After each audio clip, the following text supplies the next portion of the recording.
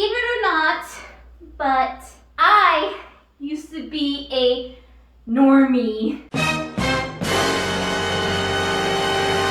So for those of you who don't know what a normie is, basically it's just a name that came about for people who just like mainstream. Nothing too out of the ordinary. If they like something, it's usually a very common thing. Other words people use are like basic. That's the only one I know actually. Basic, normal, normie. I think you guys get it.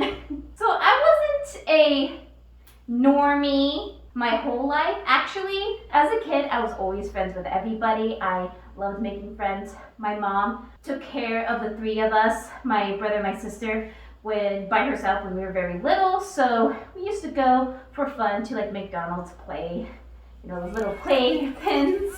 Those were super fun. Or just like the park, and anywhere I would go, I would always make friends there. So as a little kid, I've always had a lot of different friends with different likes and interests and opinions. So as a small child, I was always exposed to different ideas and opinions and likes and interests. And because of that, as I grew older, I had a lot of different strands of friends. I was friends with the dorky people who were really into school or homework or were super smart. It kind of does them injustice to call them dorky because they are actually the most close friends that I've had were the dorky or smart people in the school that always had straight A's or were in the top of their class. I was in a lot of sports. I played almost everything. I played softball, soccer, tennis, volleyball, and in high school I was actually in varsity in the track team, so I kind of started picking up track more seriously around when I got to high school. So I was friends with the jocks, I was friends with the theater club and art, smart people, and also, of course, the anime weebs and nerdy people who love comic books and all that jazz, because I myself have a lot of interest. Because of that, I've always had lots of different friends. Now, growing up, I never cared about what others thought. I don't know why I don't think like that now, but I guess that's just what happens when you grow up. When I was a little kid, I just always involved myself in whatever I liked, and I didn't really care if people found it strange or weird. For example, I dressed up as Barney for like 3 years in a row. I just dressed up as Barney because I loved Barney. And I just never cared about what people thought about it back then. Especially having my siblings who extremely made fun of me because for some reason I was the oddball out and was just the weirdo in my family. But as I got older, specifically in middle school, I was a big tomboy. I didn't get into shopping or fashion a little bit later, so I didn't really care what I wore. I was very, very tomboyish. And I remember my sister telling me to be careful how you portray yourself because you're going to be with the same people throughout middle school and high school, and you're always going to be known as whatever you portray yourself. So be careful, or that's just who you're always going to be. And that did scare me a little bit, which made me a little shy and less expressive, but it didn't really shut me up like right away. I still kind of liked what I like, and if someone had an issue with it, I didn't know about it because no one would express that to me because all my friends were amazing and awesome, and I just got along with everybody. So I never felt really a big need to really hide myself. And then I discovered manga. Well, manga and anime to be precisely, because by that time I just was more interested in comic books, so I read a lot of Marvel and DC growing up. And I don't know if most of you know this, but I also have a learning disability. So I have dyslexia, so I never read anything. I think my first book, like my first chapter book I ever read was when I was like in like my freshman year of high school. And I know that sounds pretty ridiculous, but my reading level was very low and my reading comprehension was really bad. But I was getting help and extra tutoring. I took special courses and classes for my dyslexia. So in the meantime, I would read comic books because those were kind of the only books I could read at the time. I just couldn't get through a chapter book.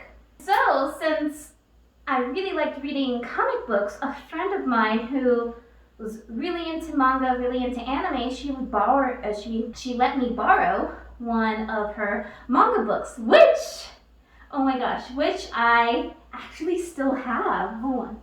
This is actually the first manga that I ever read, and I loved it so much, she actually gave it to me, and I hold it so dear to me. I've had it all these years. I'm in my 20s now, and I still have this book. So this is when the obsession started because I loved it. It was just like a whole big source of new entertainment, shows, movies, books that I just had like access to, and I really enjoyed it so very much, obviously, because now it's sort of like my most favorite source of entertainment. It's just, watching manga, watching anime movies, reading, did I say watching manga?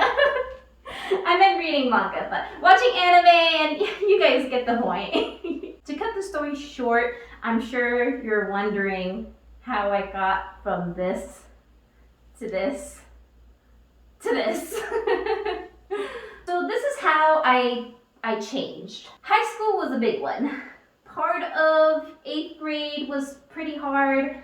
Once I got into, reading manga and anime, I had a lot of friends that were just very turned off by me being interested in that, because I guess it was just very weird and different and not cool. I'm not really sure exactly. I did approach some of my friends to kind of ask them, if I did something wrong, what's going on, and they really didn't give me an answer, but I did know that it had to do with my interest in watching, I guess, cartoons, and that was sort of weird, so I guess they just didn't want anything to do with me, so that hit me really, really hard.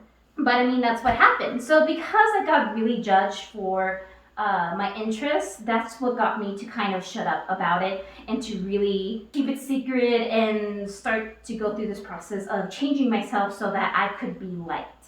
So much for not caring about what people thought. Like, I don't know, it just hit me like really hard. I just had to be like a person that, people at least like accepted or liked. It just hit me like really hard as a little kid. So I just really tried my best to hide it.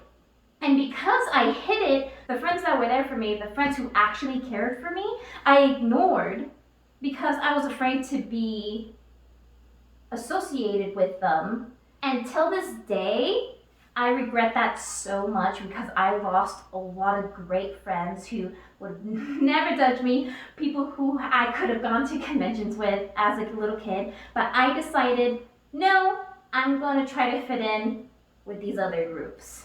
But it didn't work, obviously. I lost really great friends, and I lost the really bad friends who I was trying to get accepted by. So I just ended up being alone.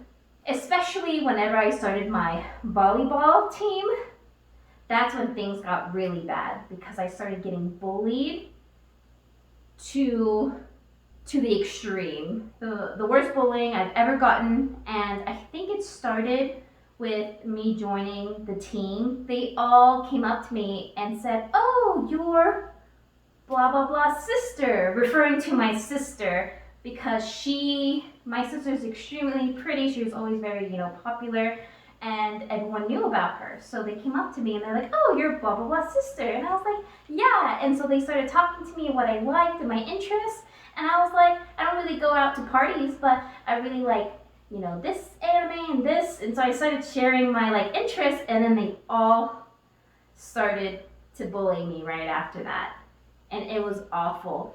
I was like, oh no, I spent all this time hiding it, and I thought these girls really wanted to be my friends, and then I shared my interests with them, and now they're just all bullying me. My coach even joined in on the bullying, and she just let the girls just come after me.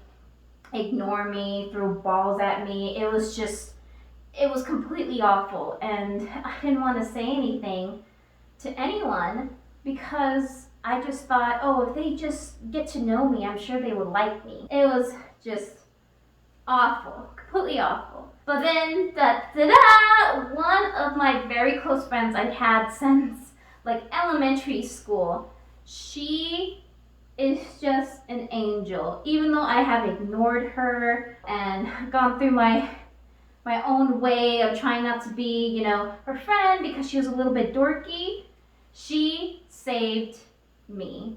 And I owe so much to her because after everything I did, she was still my friend and would come and talk to me and help me. And she happened to have joined the track team. I'm sure you know where this is going. So I quit the volleyball team where all my bullies were, and I joined the track team instead. Now, I didn't think I was going to be really good in track, but I did it anyway because I had a friend there, and that's all I needed. I just needed one friend. And after a year or so, I lost a lot of weight. I got into shape. Since I wanted to start changing my image a bit, I started to put on makeup, caring about what I dress. I read magazines. I got tips from my sister. I changed my room to be very basic and like a teenage girl. And that's what got me to become a normie for a little while. Am I proud of it? Not really, because I had to hide a lot of my interests, and I made a lot of friends who weren't really in the same stuff as I was. So I kind of had to put something aside of me that was a big part of me. And how that became a big toll was that I started to get into things because of this kind of emptiness that I've had in my heart because of needing to hide something about myself that was just a really big part of me. At the end of high school, it was a really great time. I had a lot of friends. Boys started to get interested in me, and so I had a couple of boyfriends, and I started getting a lot of this attention. So I really felt great about myself. I felt really good. So then I joined college, and to fit in, I had to go and drink with everybody, go to parties. I started going out just to fit in, and I saw all my other friends kind of getting into the conventions and the cosplaying scene, and I just convinced myself that I was like, ugh, that's for losers. I really did. I convinced myself that, I was now cool. Boys like me. I have cool friends. I'm going to parties and guys are hitting on me. And I'm just having the greatest time ever. I just convinced myself that was how I was supposed to be. And it sucked because for years, I had to hide myself and my really deep interest in comics and cosplaying and all that, because back then it was just didn't get accepted, oh, back in the day when I was a kid, anime was not normie-fied and it was not in the mainstream media. So more so, I was kind of a nerd as a little kid, then became really nerdy and got into anime, got bullied, and was forced to keep that a secret and lost a lot of my friends. Then I became a normie, and here we're at the finale of how I became the furry degenerate that I am today. It started with my first convention, TFF 2015. Now, I went to other conventions like anime conventions, Comic Cons. I did go to a few when I first started university, but I kept it a secret and I went by myself. Yes, I went to conventions by myself. I would drive there, I would get into costumes, I would walk around, and I had a blast, and I was all by myself. I did make a lot of friends at these conventions, but I never got too close to really anyone, but I always managed to, find great people to hang out, and it was sort of like a break for me. Like, I had to pretend to be this person who I wasn't. So going to conventions for, you know, a couple times over the years was just kind of like a break where I can just be my weird self, my energetic self, my no care in the world, dressing up.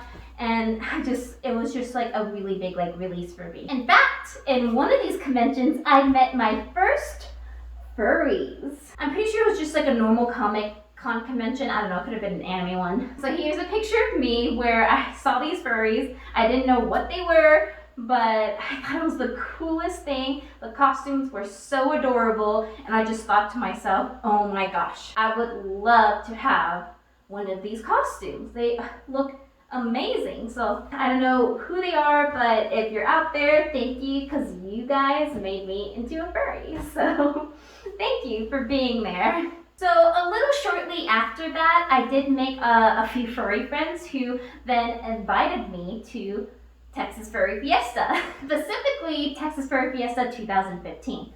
That was my very first furry convention, and I absolutely had a blast. That's where I met Splat for the first time. I did meet Telephone. I met a lot of amazing furries and different friends there. I was nervous, but I also just had a complete blast. And a lot of people were very shocked that I was actually a furry, and they're just like, oh, like, I wouldn't expect someone like you.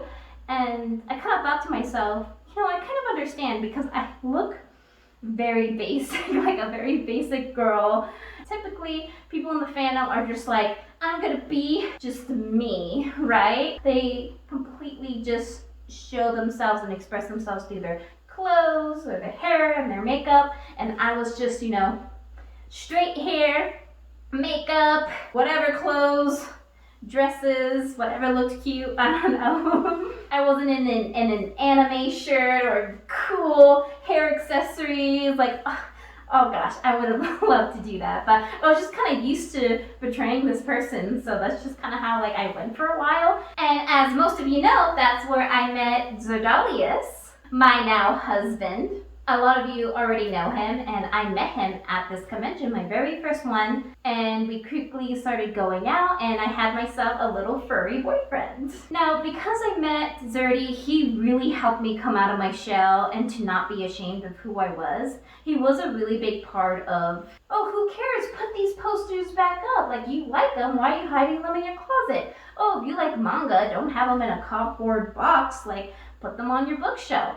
He was like a really, really big part of just me coming back out and expressing myself again, because all these years I was so scared of being judged and losing my friends like how I did back in the day in middle school, how I just lost everyone because I shared my interests. But slowly but surely, because, you know, Brandon made me more confident, I actually started to, you know, listen to him, and I put my bulletin board up there. It didn't look like this, but I had a couple of badges there, and I created, you know, candy, the original candy, the one with golden horns. At first, my friends didn't mind. They didn't understand, and they didn't know what furries were, but I could tell they were like, found it a little strange. And so I kind of put my guard up, and I was like, okay, let's just prepare for whatever's gonna happen. Maybe they're not gonna want to hang out with me anymore. Maybe they're gonna start making fun of me. Let's just see what happens. I did lose one of my current housemates. I lived with two of my high school friends during college, and one of them I kind of lost that connection with.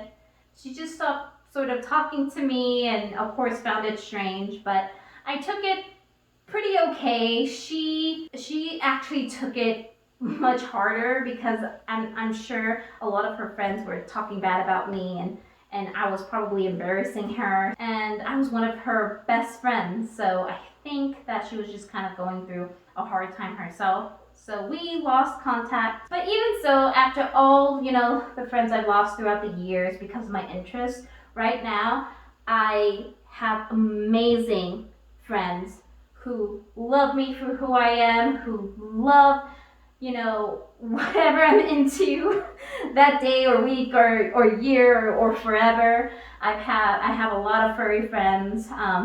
Buttons and Lolly and Micah, and just a few friends of mine. I have tons more in the fandom that I'm close to and I meet at conventions all the time, and I'm just so lucky to have those people in my life right now where I can express myself and share my interests and be overly weird and excited and cringy and lame and I could just be myself, and I'm so ecstatic that I'm finally able to do that. Like, for crying out loud, I have a YouTube channel, and I never in my dreams would have thought that I would have a YouTube channel. I'm pretty sure most people in my high school would be flipping out if I was doing this, just because I was portraying myself as a normie.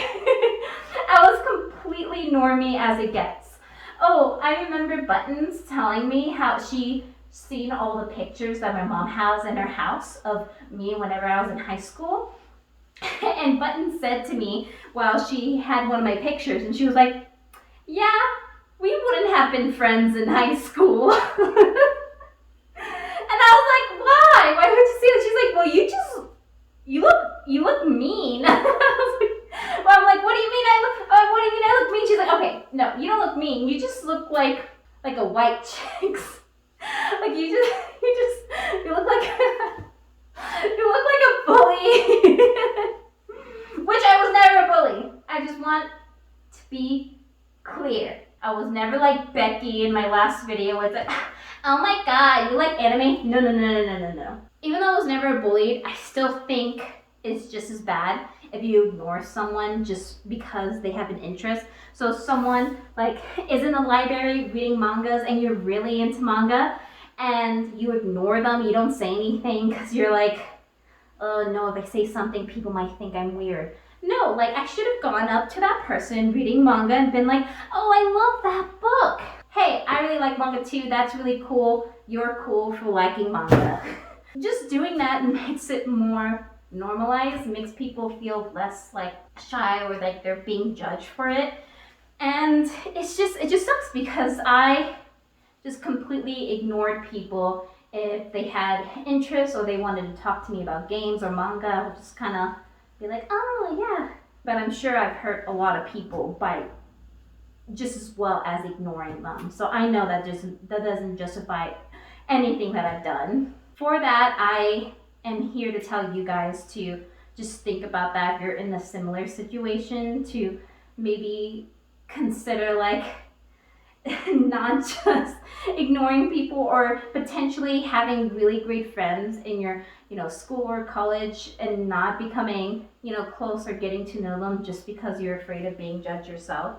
Because in the long run, when you're surrounded by so many people with a similar interests as you, just like me, besides online where I get the occasional hater and trolls, right? But it's just feels really nice just to have those people in my life now. Now I feel like I can freely talk about what I want to with, the people that I have in my life right now. And I will be the first one to admit that I'm super lame and I regret being that person. I did have a lot of great friends who wouldn't judge me, who have been there by my side through my life, and I'm so lucky that I did have them. I just know that if I just continued portraying myself the way that I've always intended and didn't hide it, I know that I would have been accepted. I know that if I just held on just a little bit longer, maybe I got into, doing my hair and makeup and maybe wearing more fashionable clothing, but I could have also been into anime and manga and comic books and all sorts of stuff. There's no reason not to do both. I am extremely girly now. I might not be as fashionable as I was back in high school, but that's just because I'm much lazier now. Who has time for that? So I'm kind of in the middle now. That side of me was Shannon, but it was also Candy, right? And both of them together is me. I just kind of rejected the Candy part of me and decided just to be one person. I think they can both coexist together, and there's nothing wrong with that. So are you hearing me? Are you? Just be true to yourself. Don't feel like you need to hide yourself. If you are being bullied, tell a teacher, tell a parent, tell somebody, tell your friends, and have them help you out. Because I had put myself in that situation that made me ashamed of who I was and didn't escape from it. And the moment I did escape from it, I associated, because I told these girls my likes and interests, that means I had to hide it and then people would like me. If you're in a club, in a sport, in a place where you're getting bullied, then even though you love that thing, because I loved volleyball so much. If you guys seen Haiku, the one with the boys playing volleyball, that was me. That was me. I loved playing volleyball, but because I was being bullied in that sport, even though I loved it so much, I moved myself from it and I joined the track team where I had friends, where I had people who accepted me for who I was. Removing yourself from that is what will pretty much help most of the problems, if not, seeking a therapist will also help too, because that also helped me as well go through, problems and wanting. I kept telling the therapist, I just want to be normal. I just want to be normal. And it's like, what is normal, right? I use the word normie, right? In reality, what's normal is anything on this earth. As long as you're having a blast and you're having fun, then you're doing something right. So that's all I have to say. Thank you all for listening to my story. I know it must have hit home for a lot of you, but again, I want you guys to continue to be true to yourself. I love y'all. I know a lot of you are new to my channel or you're new to the fandom in general. So I just want to say welcome, and I'm glad you guys are here and you're gonna love it. You're gonna have so much fun, and I can't wait for you guys to experience more of what it is to be in this fandom. So I hope you guys have a really great time in it. I love you guys. Thank you so much for being here and supporting me. Candy says bye bye.